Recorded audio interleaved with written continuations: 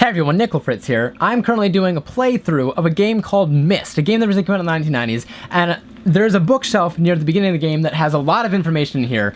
There are 3 different books that I have to read, and so I'm actually going to go through and do a read-through of them for you so that you can listen to it. I don't have this in the actual playthrough just because it would take too long to do. And this is the last of the 3 books. I will go ahead and read this one for you.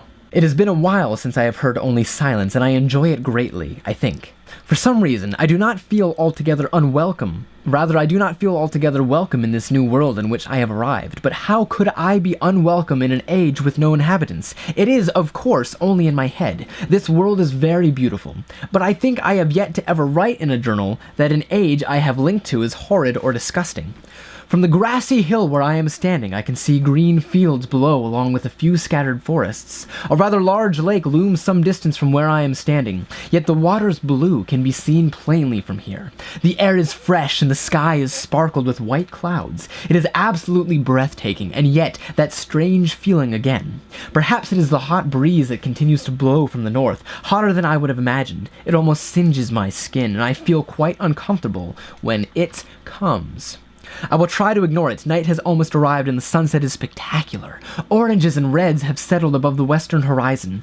Though night has come, the horizon still glows red long past the sunset. Dark reds flow from the horizon and blend into the black sky. Again, the feeling. I am beginning to believe it is not all in my head. I must sleep now. I will need my strength to explore more tomorrow. I have had to return home due to an unpredictable natural occurrence more frightening than I have ever experienced. I was awakened by terrible shakings in the ground and explosions on all sides of me. Gigantic balls of fire were falling from the sky, and I immediately left in fear of my life. I must remember to bring a MYST-linking book with me when I return, in case the one left there has been destroyed or damaged. I have returned to a different world than the one I left only 3 months ago. It has been transformed into a barren desert land with only gigantic craters scattered across the land to provide variety. Strangely enough, the small grassy hill where I spent my first night remains exactly the way I found it. Apparently, the falling meteors did not hit this area, leaving an oasis in the midst of this horrible desolation. The hot wind I remember has turned into a rather pleasant breeze, which is at least one improvement. I fear it is the only improvement. The magnificent lake I saw on my first visit is now completely dried up. However, another lake now exists and appears to be quite a bit larger. I assume one of the falling meteors created this lake due to its circular shape and the jutting rock that grows out of the center of the lake. The rest of this world seems like desert, although I will verify that statement with closer inspection. Though this world has little visual excitement to offer, it offers much to the ears. Sounds constantly flow through my ears, and I have found where a few of them originate. It seems, as Catherine says, I do find beauty in everything. Who is Catherine? Last night, I was awakened by a horrible hissing, he says after just talking about the beautiful sounds. I was sweating, and the heat was so intense that I immediately dipped my head in a nearby stream to cool it down. The hot breezes had returned, along with the low roar from the ground. I walked a short distance to observe some red flames shooting up from the earth. Suddenly, the ground began to crack and a huge chasm opened. The chasm continued to grow until it was far too wide to cross. Then the tumult subsided, leaving only a dull roar. I have decided, however, I can use the chasm to my advantage. Perhaps the heat from the chasm can be harnessed. Even as the chasm has ripped into the surface of this world, that has opened up a whole new world to explore. Although uncomfortably hot, I found it possible to reach a cave in the chasm that had been created and have now explored deep into the crust of this planet. I have found a vast underground cave system that will take many years to map and explore. I will also look for a safer way to reach the underground than through the chasm wall.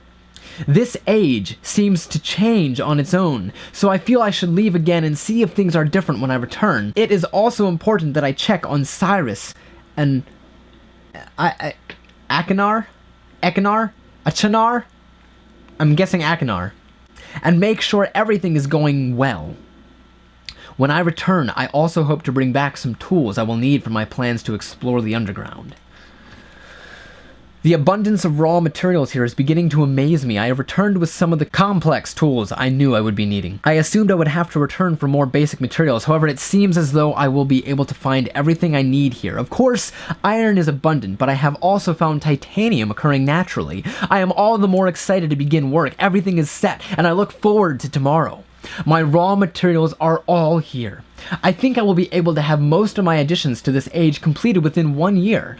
I so love working with my hands, whether writing or building. I began today on the bridge and fading away. All the words disappear. Something magnetic idea will work well, and I have decided to. 3 meters is not enough. Support for the beams, although amazingly strong. Talking about me again. Has to be one of my most prized inventions. Yep. I am extremely... Could never have imagined it to come together quite as... I doubt. Could possibly work with 14 instead of 8. Completely fatigued, I am so happy to have completed. Tomorrow. I am leaving today in order to bring back Cyrus and Akinar. I have left them alone in Channelwood. I believe they will enjoy all there is to see here. The age seems to have stabilized. I believe the meteors set off a period of volcanic activity by piercing into the shallow crust, but the tremors have become few. I have just noticed that a large amount of this journal has curiously vanished from the very pages on which I wrote over the last 18 months. Fortunately, I have copied many of my construction notes in another journal. I do not understand the many mysteries of this world, but I trust I will discover logical answers to my questions. I have a feeling that many of my questions can be answered in another age to which I hope to travel soon, but for now I must simply accept this world's mysteries and take pride in my accomplishments. That's it for the blue book. If you want to hear me do a read-through of the other books that were on this bookshelf, there was the one for the Stone Ship Age and the one for Channelwood. I'll have links and annotations there for those as well. If you want to see me do a playthrough of this game, which is called MYST, you can also look in the description below where I'll have a link to the playlist of the different videos of this. Otherwise, thank you so much for watching. I will see you in the next video.